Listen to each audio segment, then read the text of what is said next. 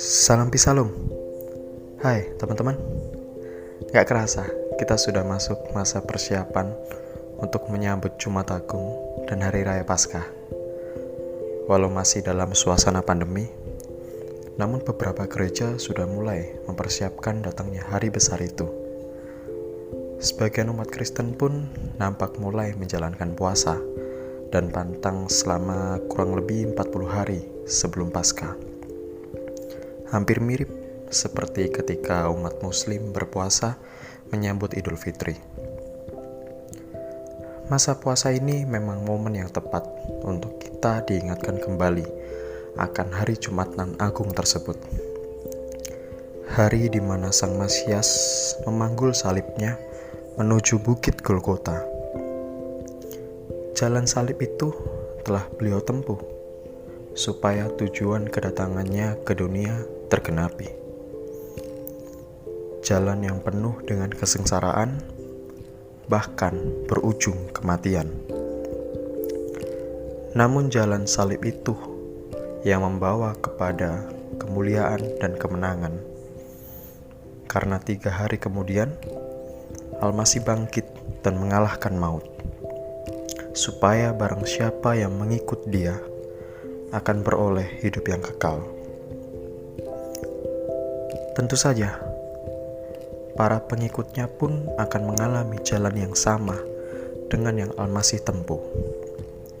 Seperti apa yang disabdakannya sendiri, setiap orang yang mau mengikut aku, ia harus menyangkal dirinya, memikul salibnya, dan mengikut aku, Al-Masih. Injil Matius 16 ayat 24. Inilah syarat menjadi pengikut Al-Masih. Inilah jalan salib kita, jalan sengsara, sekaligus jalan mulia kita.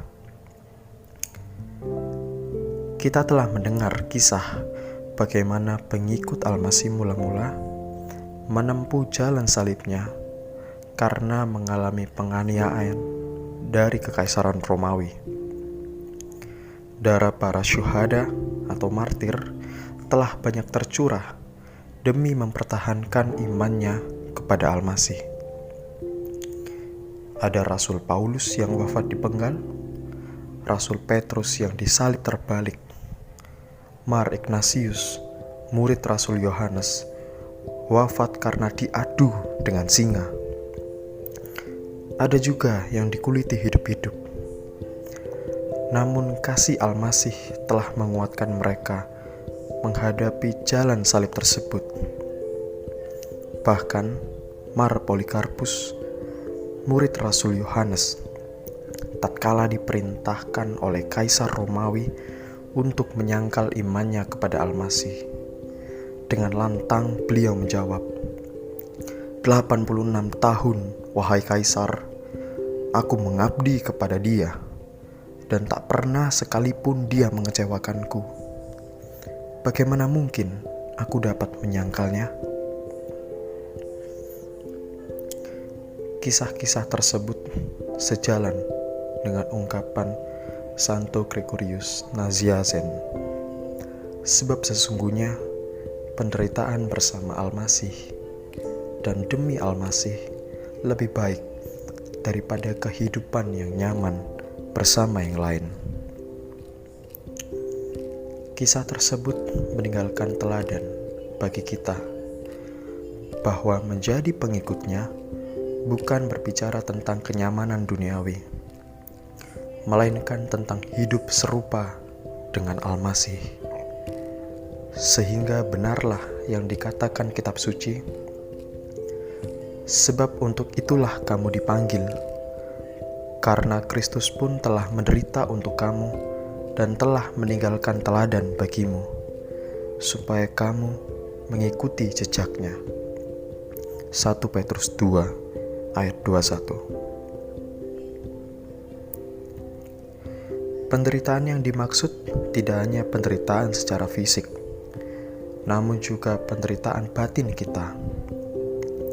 Seperti yang Al-Masih katakan, bahwa menjadi pengikutnya harus bisa menyangkal diri dan memikul salibnya. Bagaimana kita mematikan seluruh kedagingan kita dan berserah penuh hanya kepadanya. Bagaimana kita terus menjaga rahmat yang telah kita terima melalui kurban agung Al-Masih. Bagaimana kita terus-menerus memurnikan batin kita hingga kedatangannya kelak. Menyangkal diri berarti mematikan keakuan dan melepaskan ego kita. Sakit? Tentu. Menyangkal diri juga berarti melawan hawa nafsu kita.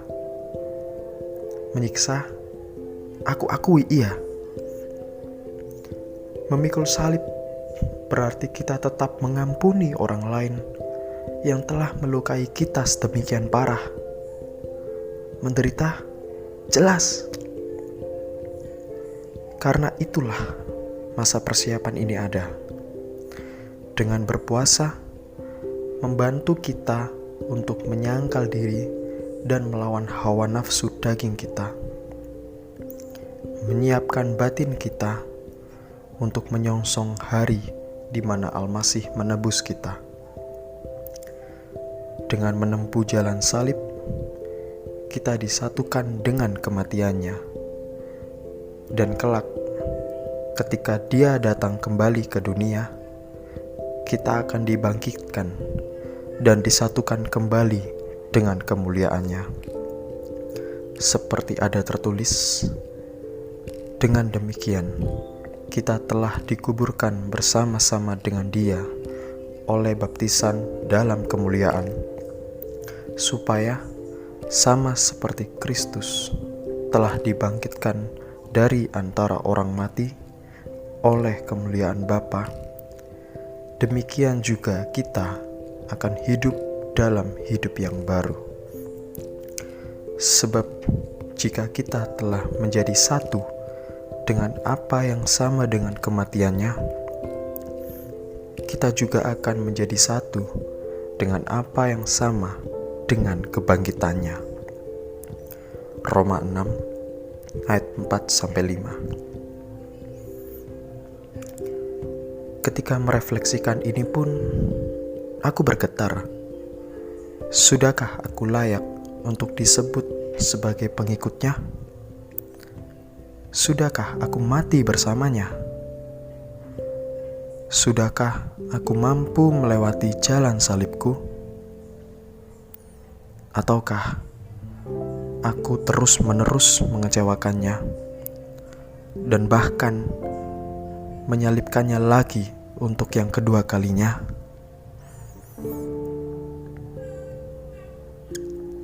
Karenanya teman-teman, di masa persiapan Paskah ini menjadi momen yang tepat untuk masuk ke kamar yang gelap dan dalam, bersujud dan menaikkan doa di hadapannya.